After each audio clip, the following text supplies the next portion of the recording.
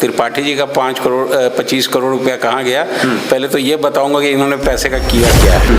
एक को 10 साल अजमाया, एक को 5 साल अजमाया है। आपके पिताजी भी तो यहाँ से हाँ, तो पिताजी को लगा पिता कांग्रेस से टिकट त्रिपाठी जी को मिला गठबंधन से, और बाकी आप निर्दलीय आए हैं। इससे कहीं आलोक चौरसिया जी को फायदा पहुंचने वाला है। के त्रिपाठी जी लोकसभा चुनाव में भी जहां चाहते हैं वहां से टिकट ले लेते हैं, क्योंकि लगातार यहाँ के विधायक आलोक चौरसिया जी रहे हैं और तीसरे बार भी वो कह रहे हैं कि हैट्रिक हम लगाने वाले हैं। आलोक चौरसिया जी का इतना विरोध है, मुझे नहीं लगता हिम्मत जुटा सकेंगे जनता को फेस करने की इस उम्र में भी, और तबीयत भी ठीक नहीं है पिताजी की। जी, चुनाव का समय चल रहा है, बहुत बाहर से कलाकार को भी बुलाया जाता है, क्या आप भी ऐसा प्लान नहीं किए हैं? लोग अपना तेल भरवा के रहे हैं जी।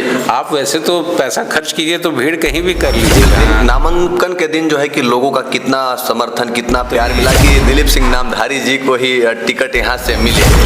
विधानसभा चुनाव की बिगुल बजते ही सभी जो उम्मीदवार हैं अपना अपना नामांकन दर्ज करवाए। अगर हम वही बात करें डाल्टनगंज 76 विधानसभा की, तो यहाँ से इंद्र सिंह नामधारी जी के पुत्र दिलीप सिंह नामधारी जी भी नामांकन दर्ज कर दिए हैं। और इस बार ये मन बना लिए थे, पहले भी आप सभी को मिलाने का प्रयास किए थे कि अगर कोई पार्टी टिकट नहीं देगी भी उससे कोई प्रभाव नहीं है, हम निर्दलीय लड़ेंगे, ये निर्णय लिए थे। और वाकई में ये निर्दलीय नामांकन जो है कि दर्ज किए हैं। आइए इनसे बात करते हैं। सर, सबसे पहले आपका स्वागत है।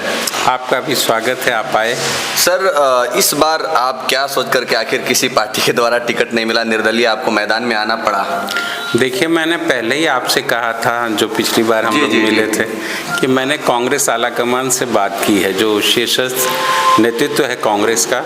मेरी इच्छा थी कांग्रेस से लड़ने की जी, पर टिकट लेने में क्या क्या होता है आप लोगों को पता लग ही गया जी। अंतिम दिन सिंबल दिया गया जी, 20 जहां आवेदन, मैं तो कांग्रेस में था नहीं जी, और जो कांग्रेस में थे उनसे पूछिए क्या हाल हुआ है। गठबंधन यहाँ से जल्दी क्लियर नहीं कर रही थी, इस वजह से लोग उम्मीद लगा रहे थे कि हो सकता है कि दिलीप सिंह नामधारी जी को ही टिकट यहाँ से मिले।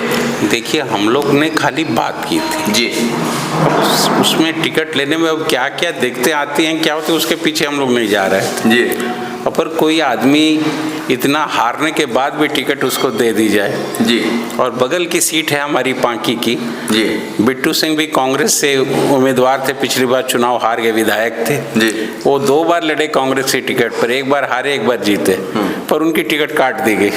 उनकी भी टिकट काट दी गई। पर यहाँ से जो वर्तमान पूर्व मंत्री जी हैं लगातार हार के बाद भी फिर टिकट दे दी गई। आखिर के त्रिपाठी जी लोकसभा चुनाव में भी जहां चाहते हैं वहां से टिकट ले लेते हैं, क्योंकि लोकसभा चुनाव में पलामू से नहीं बल्कि वो चतरा लोकसभा सीट से चुनाव लड़े थे, और फिर विधानसभा में भी उनको डाल्टनगंज विधानसभा से दिया गया। आखिर देखिए, इसमें मैं क्या बोल सकता हूँ, उनका पार्टी का अपना अंदरूनी मामला है, पर जनता में इससे बहुत गलत मैसेज आता है। जी सर, आप निर्दलीय चुनाव लड़ रहे हैं, आप नामांकन कब किए? नामांकन तो मेरा हुआ है 23 तारीख को ही। 23 तारीख के दिन नामांकन के दिन जो है कि लोगों का कितना समर्थन, कितना प्यार मिला, कितने संख्या में लोग आए हुए? भारी संख्या में आए, कोई ढोई हुई भीड़ नहीं थी जी। लोग अपने आप पैसा लगा कर आए हैं, लोग अपना तेल भरवा के आए हैं जी। आप वैसे तो पैसा खर्च कीजिए तो भीड़ कहीं भी कर लीजिएगा, और बिना पैसे की इतनी भीड़ आनी ये बहुत शुभ संकेत है। क्योंकि अभी चुनाव का समय चल रहा है, बहुत बाहर से कलाकार को भी बुलाया जाता है, क्या आप भी ऐसा प्लान नहीं किए हैं कि कहीं कलाकार को हम बुलाएंगे? आपको तो देखना चाहिए था आके जी। कोई कलाकार नहीं था, बस वक्ताओं ने, जो कार्यकर्ताओं ने भाषण दिया, मैंने दिया, अंतिम में पिताजी ने आशीर्वाद दिया, कोई कलाकार नहीं आया। अपने कार्यकर्ता अपने साधनों से आए, तो इससे आपको पता लग जाना चाहिए कि जनता में कितना प्रेम है नामधारी जी के प्रति। पिताजी की उम्र की अगर बात करें तो थोड़ा बुजुर्ग अवस्था में है, तो इस बार आपको कितना चुनाव में लग रहा होगा कि अगर पिताजी थोड़ा अच्छे होते तो साथ में चलते, थोड़ा और माहौल अच्छा होता? देखिए, इस उम्र में भी और तबीयत भी ठीक नहीं है पिताजी की जी, तब भी आज मैं सोचता हूँ कि 4-5 गाँव का दौरा करके सुबह आ जाते हैं। पिताजी भी 4-5 गाँव के दौरा करते हैं? मैं भी 5-7 गांव का दौरा करके आ गया हूँ। हाँ। और उसके बाद यहाँ इसलिए बैठते हैं दोपहर को कि बहुत से लोग मिलने आते हैं जी। उन लोगों को भी निराशा होगी अगर कोई नहीं मिले यहाँ पर जी। तो मिलेंगे, फिर शाम को हम लोग निकल जाएंगे गाँव में।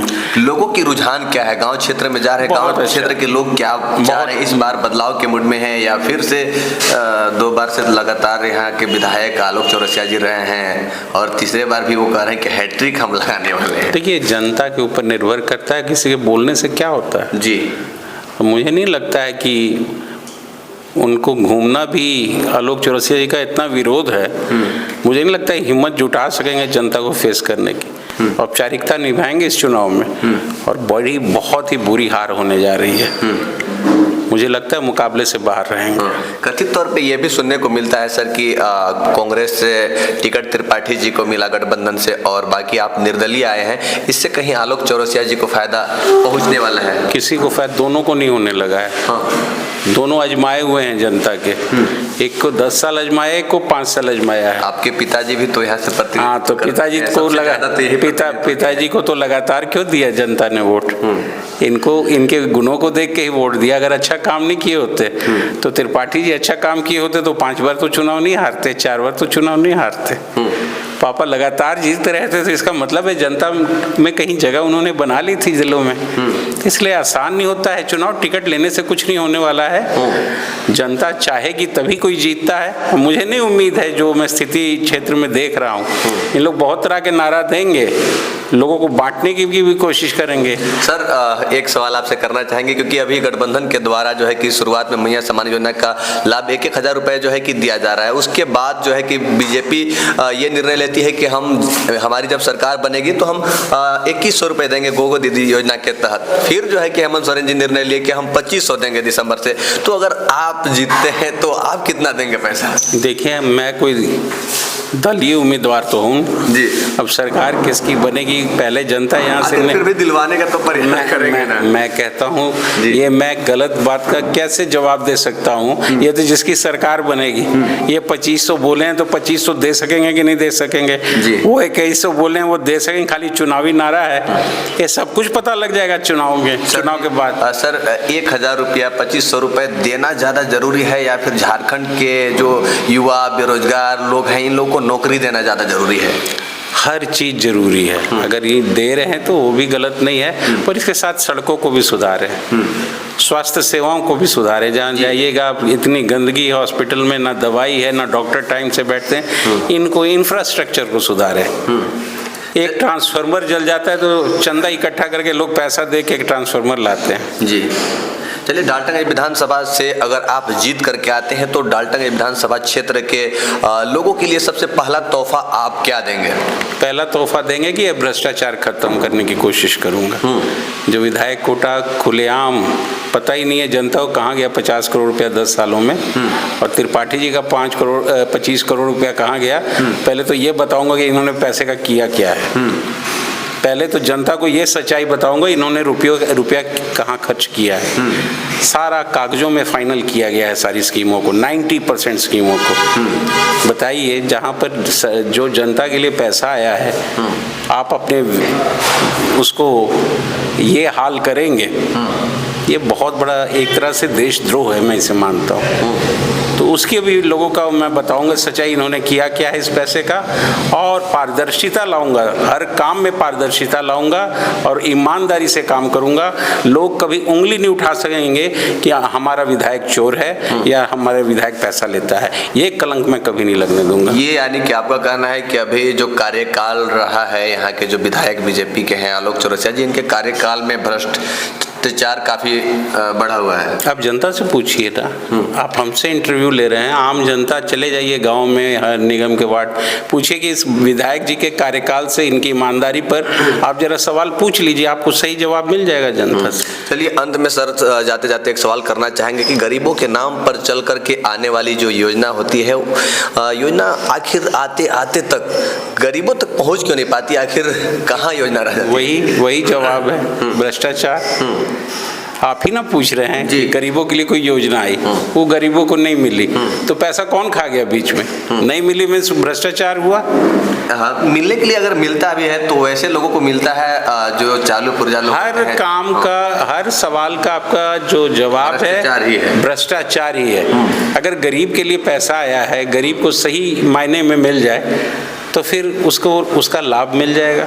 अब अबुआ आवास भी देना है तो उसमें भी पहले पैसा दीजिए, पंचायत सचिव लेंगे, मुखिया लेंगे, उसके बाद ये मामला वीडियो तक आएगा, तब तक 30-40 हज़ार 50 हज़ार वो गरीब का चला जाता है। और इतना महंगा सीमेंट है, छड़ है, क्या एक रूम बनाने में भी हालत खराब हो जाती है। एक तरफ बालू भी बंद। हाँ, बालू भी बंद है। तो मैं कहता हूँ पहले ये सब चीज़ों को दुरुस्त किया जाए, तभी कोई गरीबों से न्याय हो सकता है उनके साथ। चलिए, तो हमारे साथ बात करने के लिए दिलीप सिंह नामधारी जी थे। इनका मुख्य उद्देश्य ये है कि अगर हम चुनाव जीतते हैं तो यहाँ से सबसे पहले भ्रष्टाचार को समाप्त करेंगे, ताकि जो है कि गरीबों के नाम पे चल करके आने वाली जो योजना होती है वो गरीबों तक पहुँच सके और गरीब के बच्चे भी पढ़ लिख करके नौकरी उन लोगों को मिल सके और खासकर झारखंड में रोजगार मिल सके।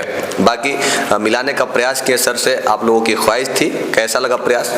अपना राय कमेंट बॉक्स में जरूर रखिएगा। मिलते हैं नेक्स्ट वीडियो में, तब तक के लिए जय हिंद।